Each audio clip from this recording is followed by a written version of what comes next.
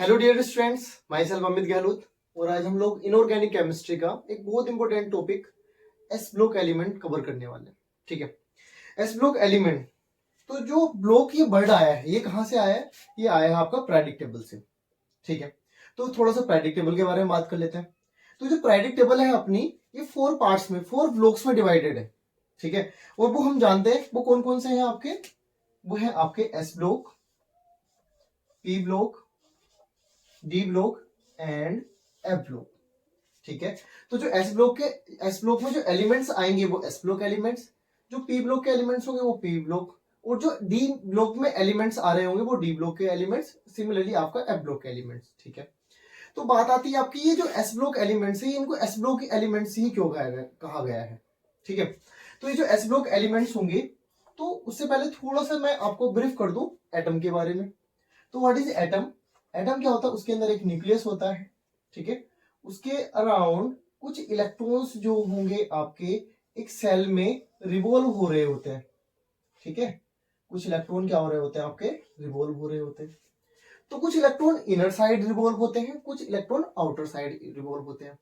लेकिन जो इलेक्ट्रॉन आपका आउटर मोस्ट में होगा, ठीक है, जो इलेक्ट्रॉन आपका आउटर मोस्ट में होगा, तो एक एक हमने अबाव में पढ़ा था कि इलेक्ट्रॉन क्या होगा? एनर्जी के इंक्रीजिंग लेवल में एंटर होते हैं।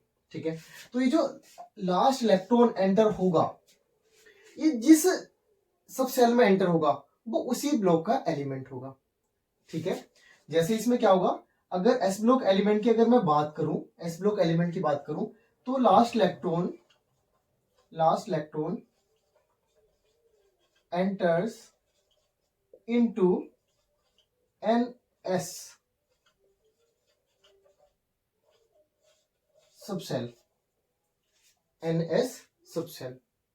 तो वो एलिमेंट जो होगा वो किस ब्लॉक से बिलोंग कर रहा होगा? एस ब्लॉक से। सिमिलरली पी ब्लॉक से अगर लास्ट इलेक्ट्रॉन एंटर करता है आपका पी सबसेल में, ठीक है, एनपी सबसेल में, तो इलेक्ट्रॉन क्या होगा? P block element, D block element and F block element. ठीक है, हाँ, पी ब्लॉक एलिमेंट की जो जनरल कॉन्फ़िगरेशन होती है आपकी NS2 NP1 से लेके NP6 तक होती है, वो बाद में बात करेंगे। आज हम लोग डिस्कस करने वाले हैं आपका एस ब्लॉक एलिमेंट्स। ठीक है, तो जो एस ब्लॉक एलिमेंट है आपका, ये जो एस ब्लॉक है आपका, ये क्या होगा? ये 2 पार्ट्स में डिवाइडेड है, group first A and second A. आप लोग इसको कह सकते हैं first group and second group. इसमें जो एलिमेंट्स होंगे, ग्रुप फर्स्ट में जो एलिमेंट्स है वो आपके हाइड्रोजन, ना हाइड्रोजन तो नहीं। क्यों? क्योंकि हाइड्रोजन के लिए ना अपने पीरियोडिक टेबल में कोई सर्टेन प्लेस नहीं है। सर्टेन प्लेस क्यों नहीं है? क्योंकि आप लोग एक वो देखते हैं ना, एक सीरीज शायद चल रही है शार्क टैंक, वो दोगलापन, तो ये वही दोगलापन हाइड्रोजन रखता है। अब वो दोगलापन क्या है वो थोड़ा सा देख लेते हैं। आज हम हाइड्रोजन नहीं पढ़ने वाले, इसको स्किप ही करने वाले, क्योंकि हाइड्रोजन अपना क्या है, एक अलग चैप्टर है। इनऑर्गेनिक का एक हाइड्रोजन एक पर्टिकुलर एक अलग चैप्टर उसको दिया गया है। ठीक है, वो थोड़ा सा हम चीज देख लेते हैं कि क्यों इसको सर्टेन प्लेस नहीं दिया गया है, क्यों इसकी प्रॉपर्टीज अलग है। एल्कलाइन मेटल में के ऊपर उसको रखते हुए भी हम उसको एल्कलाइन मेटल में काउंट नहीं करते।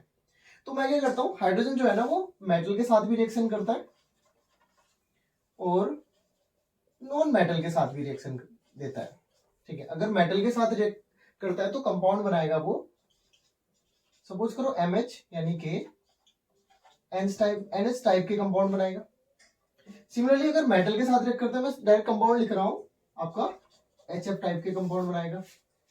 ऑक्सीजन के साथ करेगा तो H2O टाइप के कंपाउंड बनाएगा। मैं केवल जस्ट फॉर एग्जांपल ये लिखा है। ठीक है, तो यहाँ पर जो हाइड्रोजन की बैलेंसी होगी, ठीक है, या इस पे जो चार्ज होगा वो क्या होगा? माइनस, और यहाँ पर जो चार्ज होगा वो क्या होगा? H positive. यहाँ पर प्रोटॉन और यहाँ पर आपका हाइड्राइड। ठीक है, अगर ये हाइड्राइड है तो प्रॉपर्टी किससे सिमिलर हो रही है, किससे मैच हो रही है? आपकी ग्रुप 17 के एलिमेंट के साथ। ठीक है, लाइक जैसे फ्लोरीन, ठीक है, क्लोरीन, ब्रोमीन, आयोडीन। ठीक है, तो यहां पर क्या होगा, अगर जैसे फ्लोरीन है तो फ्लोरीन पे चार्ज क्या होता है? माइनस होता है, तो F माइनस, Cl माइनस वगैरह वगैरह। और यहां पर आपका ये एल्काइल मेटल जैसे बिहेव कर रहा है, तो इसको हम साइड करते हैं। इसके बाद जो एलिमेंट्स बचते हैं वो है आपके lithium, sodium, potassium, rubidium and caesium. ठीक है, इस तरह से ग्रुप सेकंड, इसमें जो एलिमेंट्स है बेरिलियम, मैग्नीशियम, कैल्शियम, स्ट्रोंटियम और बेरियम। इसके बाद आपका रेडियम भी होता है आपका, वो थोड़े से रेडियो एक्टिव एलिमेंट है, यहाँ पर फ्रेंसियम होता है, उसको भी हम स्किप कर रहे हैं। ठीक है, तो जो ग्रुप फर्स्ट के एलिमेंट्स होते हैं इनको बोलते हैं हम एल्कलाई मेटल। एल्कलाई मेटल, ठीक है। और बेरियम को अगर थोड़ा सा एक साइड से देखा जाए तो बेरियम जो है वो आपका एम्फोटेरिक मेटल्स में आता है। What is this? Amphoteric. Amphoteric वो होते हैं जो एसिड के साथ भी रिएक्ट करते हैं, बेसिक के साथ भी, बेस के साथ भी रख देते हैं, रिएक्शन देते हैं। ठीक है, तो यहां पर क्या हुआ, ये खुद बेस है तो बेस के साथ रिएक्शन तो देने से रहे। ठीक है, लेकिन बेरिलियम क्या है, एक आपका वो एसिड के साथ भी रिएक्शन देता है और आपका बेस के साथ भी रिएक्शन देता है। ठीक है, इसके अलावा जो मेटल्स हुए, बाकी जो मेटल्स हैं यहाँ पर, वो क्या होंगे आपके एल्कलाई अर्थ मेटल कहलाते हैं। मैग्नीशियम, कैल्शियम, स्ट्रोंटियम, बेरियम, ये चार को हम पढ़ने वाले हैं और इनको बोलते हैं हम एल्कलाइन अर्थ मेटल। ठीक है, इनको एल्कलाइन अर्थ मेटल क्यों कहते हैं, इसको एल्कलाई मेटल क्यों कहते हैं, क्यों? क्योंकि एल्कलाई का मतलब होता है बेस, एल्कलाइन का मतलब होता है बेस। क्लियर? ठीक है, अगर मैं यहां से सोडियम लेता हूं, सपोज करो सोडियम मेटल लेता हूं और सोडियम के रिएक्शन में किससे कराता हूं, वाटर के साथ कराता हूं, मींस हाइड्रोलाइसिस कर रहा हूं, सिंपल हाइड्रोलाइसिस कर रहा है। तो यहां पर मुझे क्या मिलेगा, मिलेगा मुझे NaOH। NaOH मतलब एल्कलाई। ठीक है, एल्कलाई, एल्कलाई बोले तो बेस। और यहां पर मुझे किस टाइप के कंपाउंड्स मिलने वाले हैं, यहां पर मिलने वाले हैं मुझे CaOH का होल ट्वाइस, मतलब एल्कलाइन अर्थ मेटल। ठीक है, यहाँ पर जो OH हैं उनके हिसाब से नाम दिए गए हैं, यहाँ पर NaOH एल्कलाई, CaOH का whole twice alkaline earth metal. ठीक है, ये तो हुआ इंट्रोडक्शन, क्यों जरूरी है वो भी देख लिया, बेसिस है एम्फोटेरिक को छोड़ के। ठीक है, बाकी सारे क्या है, बेसिस हैं। ठीक है, तो आज हम लोग जो कवर करने वाले हैं वो कवर करने वाले हैं ग्रुप फर्स्ट की प्रॉपर्टीज। ठीक है, तो आपको जो नोट डाउन करना है प्लीज नोट डाउन कीजिए। होप आपने नोट डाउन कर लिया होगा। ठीक है, नोट डाउन नहीं किया तो प्लीज आप बैकवर्ड जाके इसको पॉज करके नोट डाउन कीजिए, तब तक मैं आगे की प्रॉपर्टीज आपको बता देता हूं। ठीक है, तो हम बात करते हैं इनकी प्रॉपर्टीज। सबसे पहले कौन सा, group first alkali metals properties. Properties, सबसे पहले प्रॉपर्टी जनरल कॉन्फ़िगरेशन।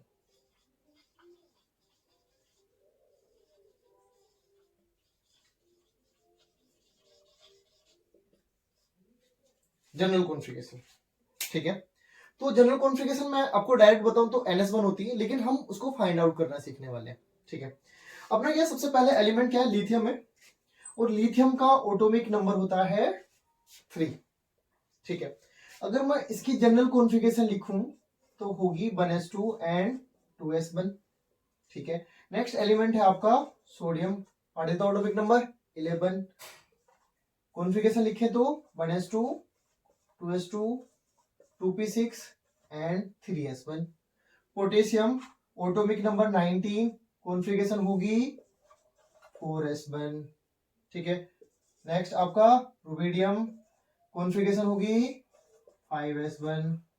ठीक है, नेक्स्ट आपका सीजियम, कॉन्फ़िगरेशन होगी 6s1। ये 2 क्या है, ये पीरियड नंबर 2 में आता है। अगर आप पीरियोडिक टेबल अगर अपने आपके सामने तो प्लीज ओपन करके एक बार देखिएगा कि जो लिथियम है आपका ग्रुप नंबर 2 में आता है। सबसे पहले कौन आता है, हाइड्रोजन। ग्रुप, सॉरी मैं ग्रुप गलत बोल रहा हूं, पीरियड नंबर 2 में आता है। ठीक है, पीरियड नंबर 1 2 3 4 5 6 एंड फ्रांसियम 7 में आता है। ठीक है, तो यहां पर क्या होगा, ग्रुप नंबर फर्स्ट है और पीरियड नंबर 2। तो यहां पर क्या है आपका, ये जो जनरल कॉन्फ़िगरेशन है N, ये क्या बता रहा है, N बता रहा है, मतलब और सब में क्या होगा, आउटर मोस्ट सेल कितने जा रहे हैं, सब सेल में केवल 1 जा रहा है, केवल 1 इलेक्ट्रॉन जा रहा है, तो जनरल कॉन्फ़िगरेशन हो जाएगी NS1। होप आपको पूरी तरह से समझ में आ गया होगा। ठीक है, तो प्लीज नोट डाउन कीजिए।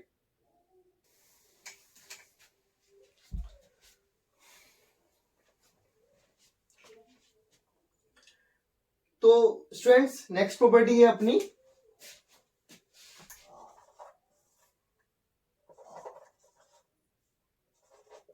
एटॉमिक रेडियस, स्मॉल आर से डिनोट करते हैं। तो एलिमेंट्स लिख लेते हैं एक बार अपना, lithium, sodium, potassium, rubidium and caesium. देखो स्टूडेंट्स पीरियोडिक टेबल में आपने पढ़ा है, ये जो मैंने थोड़ी देर पहले भी बताया आपको, ये क्या रिप्रेजेंट करता है आपका पीरियड, क्या ये सारे क्या है आपके पीरियड 2, 3, 4, 5 एंड 6।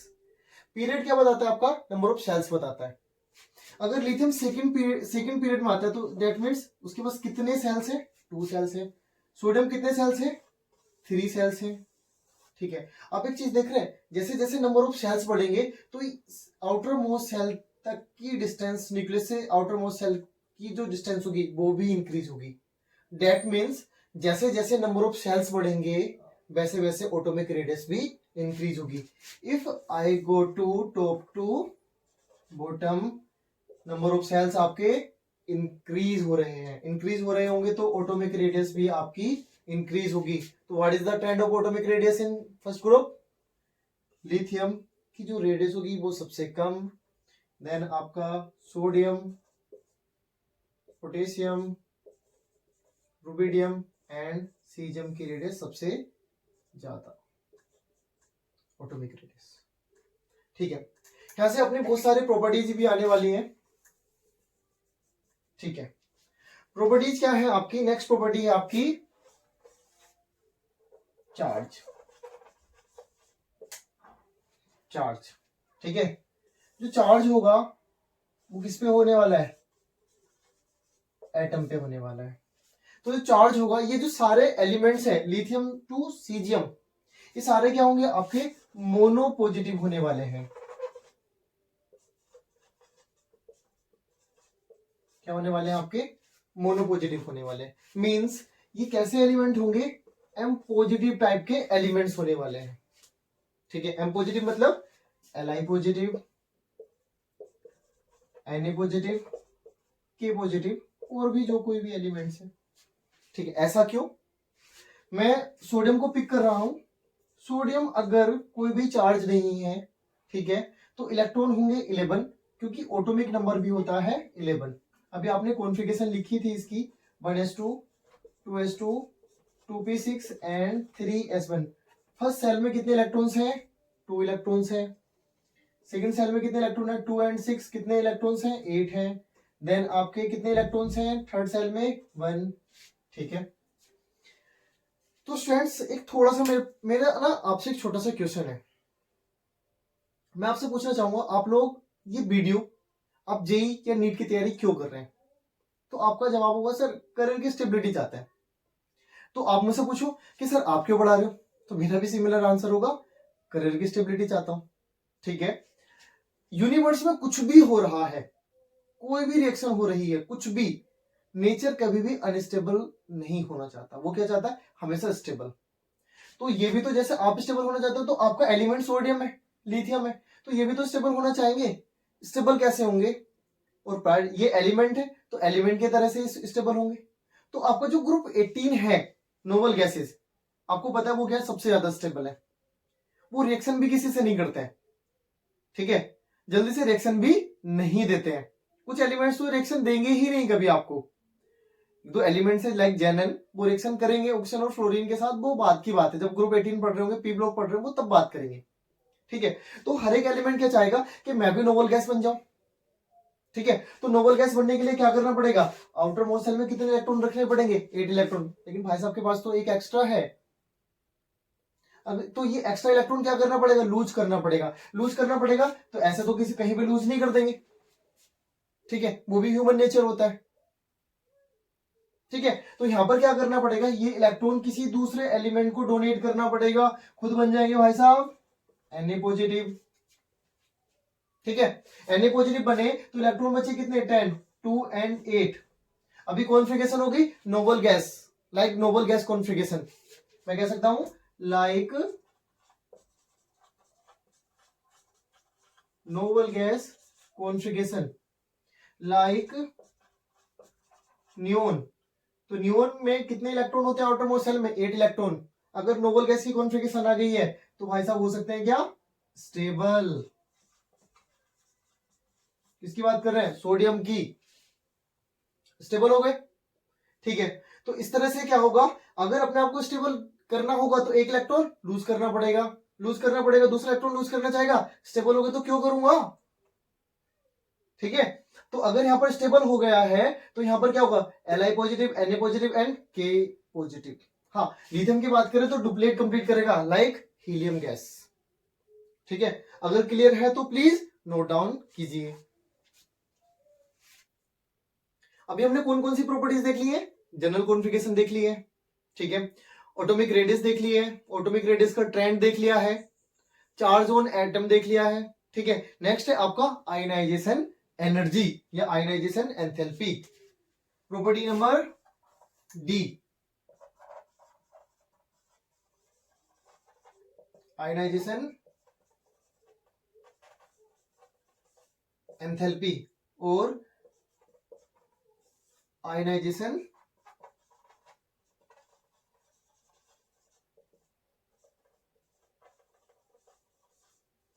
एनर्जी।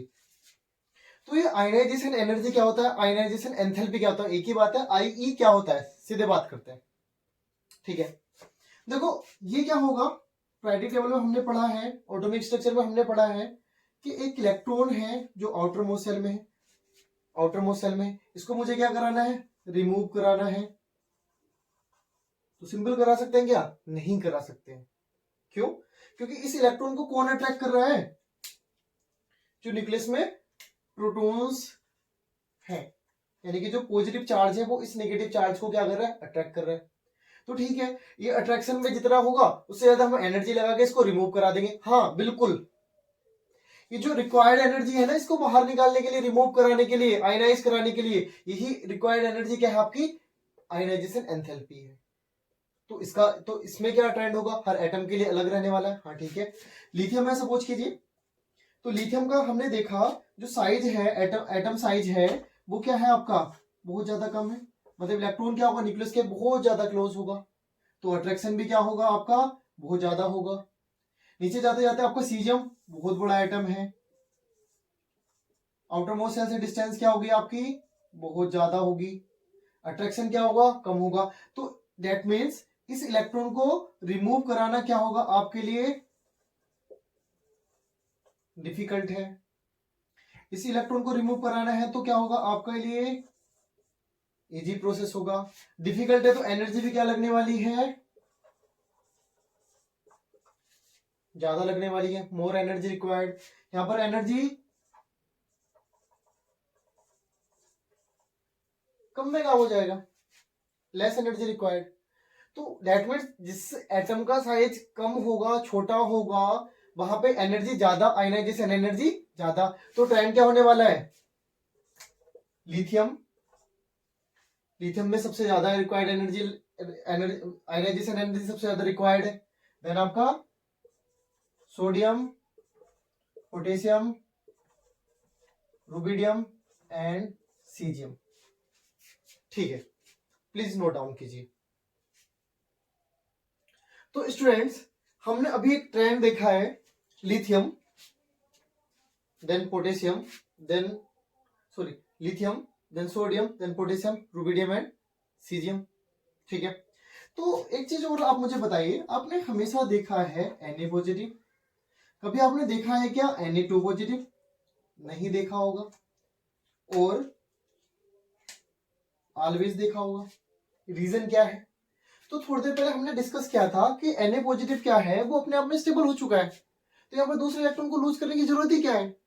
एक बार अगर स्टेबल हो गया है कोई भी इलेक्ट्रॉन, तो वो क्या होगा? अपने आप में स्टेबल हो गया, तो उसको दूसरा इलेक्ट्रॉन लूज करने की जरूरत भी नहीं है। और अगर दूसरा इलेक्ट्रॉन लूज कराने की अगर मैं जबरदस्ती कोशिश करूं सोडियम के साथ, तो मुझे एनर्जी क्या लगने वाली है? बहुत ज्यादा लगने वाली है, बहुत बहुत ज्यादा लगने वाली है। डिस्कस कर लेते हैं, ठीक है। मैंने क्या किया, सोडियम है, ठीक है। इलेक्ट्रॉनिक कॉन्फ़िगरेशन क्या है? एटॉमिक नंबर कितना? 11 है, और कॉन्फ़िगरेशन होगी 1s2 2s2 2p6 and 3s1। एक इलेक्ट्रॉन मैंने क्या करा दिया? रिमूव करा दिया, ठीक है। एक इलेक्ट्रॉन रिमूव करा दिया। इलेक्ट्रॉन रिमूव कैसे हुआ आपका IE बन, क्या फॉर्म होगा Na पॉजिटिव। मैं चाहता हूं यहाँ पर क्या, यहाँ पर जो कॉन्फ़िगरेशन है वो क्या है आपकी 2 8 एंड 1, यहाँ पर क्या हो गई है 2 एंड 8। कॉन्फ़िगरेशन किसकी है, लाइक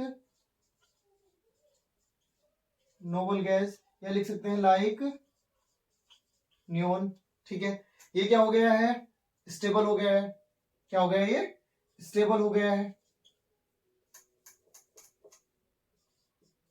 ठीक है, स्टेबल हो गया है। तो IE2 इलेक्ट्रॉन मैं लूज करा सकता हूं क्या, रिमूव करा सकता हूं क्या, नहीं, बहुत बहुत ज्यादा मुश्किल हो जाएगा। मुश्किल क्या कि मैं क्या कहता हूं, नॉट पॉसिबल। इम्पॉसिबल तो नहीं कहेंगे बट नॉट पॉसिबल। इम्पॉसिबल क्यों नहीं, क्योंकि आप एनर्जी दीजिए ना, बहुत एनर्जी दीजिए, इलेक्ट्रॉन रिमूव हो जाएगा। तो जो Na2 पॉजिटिव होगा वो क्या होगा, नहीं होगा, नॉट पॉसिबल। ये क्या होगा, वेरी हाई।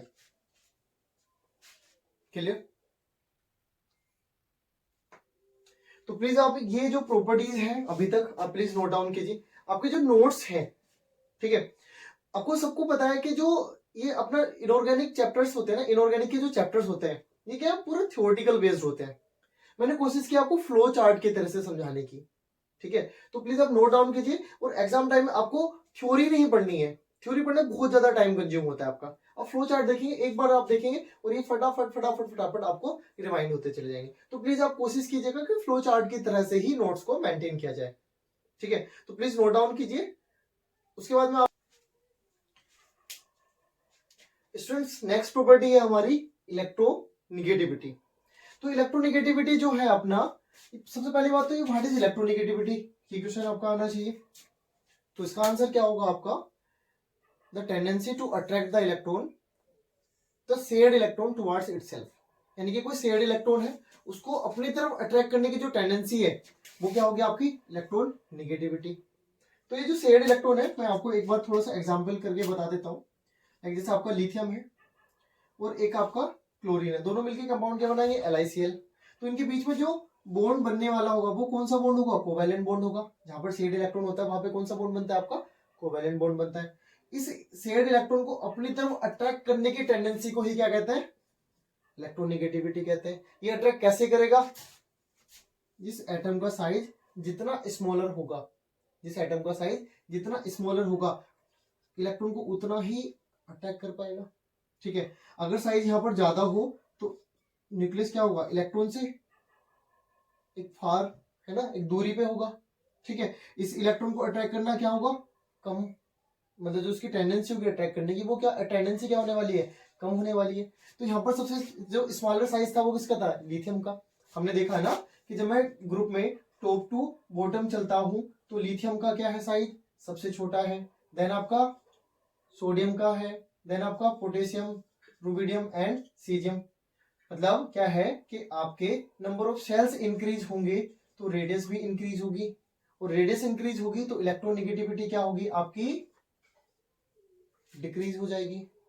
ठीक है, तो ट्रेंड क्या होने वाला है आपका, ये बॉटम है ये आपका टॉप है।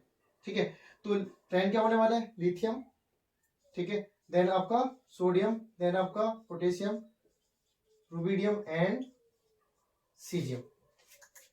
यहां तक आपको क्लियर है तो प्लीज नोट डाउन कीजिए। नेक्स्ट हम देखेंगे इलेक्ट्रॉन एफिनिटी। तो स्टूडेंट्स नेक्स्ट प्रॉपर्टी है हमारी electron affinity.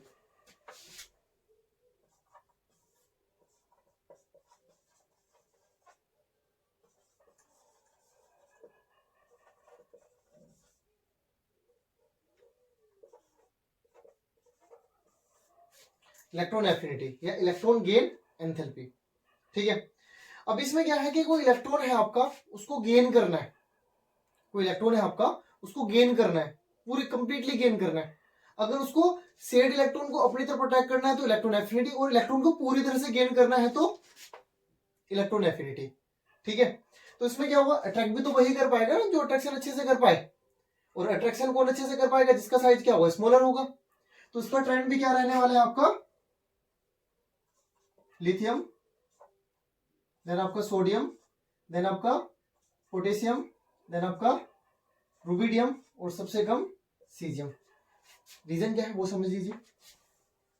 Top to bottom जाना है तो नंबर ऑफ सेल्स इंक्रीज होंगे, रेडियस इंक्रीज होगी, रेडियस इंक्रीज होगी तो साइज क्या होगा, इंक्रीज होगा। साइज अगर इंक्रीज होता है तो अट्रैक्ट करने की टेंडेंसी क्या होगी, कम होगी। क्यों? क्योंकि जो इलेक्ट्रॉन है ना ये फार होता जाएगा, ये क्या होगा, ये दूर होता जाएगा, और दूर होगा तो अट्रैक्शन क्या करेंगे, कम होगा। मुझे बाहर से इलेक्ट्रॉन भी अट्रैक्ट करना है ना, तो यहाँ पर इलेक्ट्रॉन इजीली अट्रैक्ट कर लेगा, ये इलेक्ट्रॉन को इजीली अट्रैक्ट नहीं कर पाएगा। तो this is the electron affinity. ठीक है।